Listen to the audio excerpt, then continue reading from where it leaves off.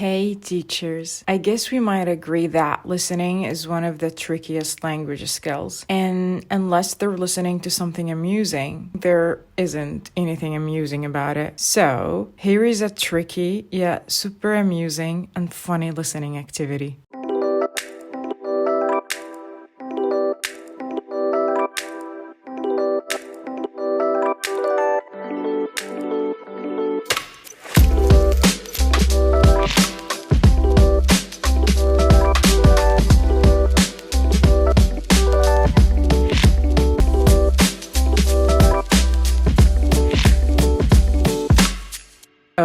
Okay, this activity is great for beginners and pre-intermediate to intermediate students. I mean, you can definitely try it out with advanced students, but we have to be selective a little bit. Let me explain what I mean. I told my students that today we're gonna meet a bunch of new friends and every friend has something to say to you. So have a piece of paper and write down what you hear. For fun, you can give these friends funny or crazy names. Before class, I went to the super genius website called Manythings.org. And as you can see, this site has 1 million of audios for any word you want. All you gotta do is search the page for your word. And here, I recommend choosing either words or expressions you want your lovely students to revise from a previous lesson, or words you want to introduce for the first time for their new lesson. Or you can use it as a warm-up, as I've personally been doing with my students at the beginning of every class. So I go to this, again, super genius site, and I look for a word. Let's say cake. I click on my word and here we go. A list of audios of different sentences that include the word cake. These sentences start easy and short and then they get hotter and longer. So with beginners, go with the easy ones, and maybe with the advanced students, you can torture them with the last ones on the list. If you want to download the audio, click on the letter M, but I usually click on the letter T and it takes me to this page. This button plays the audio for me, so let's give it a go.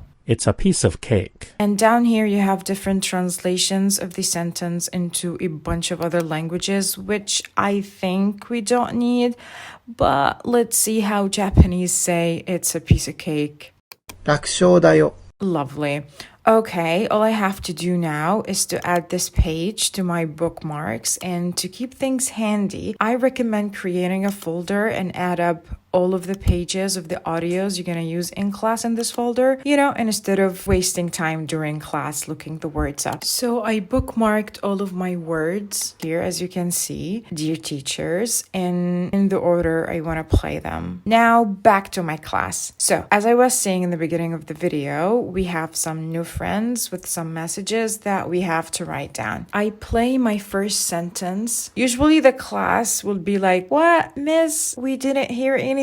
And that's the tricky part of the game. So I play a couple of more times and then I start listening to what they think they heard. And that's the funny part of the game. But I don't laugh, unless they're laughing, because I don't want to hurt their feelings. And finally, I reveal the sentence and it's usually the same awesome reaction of, oh.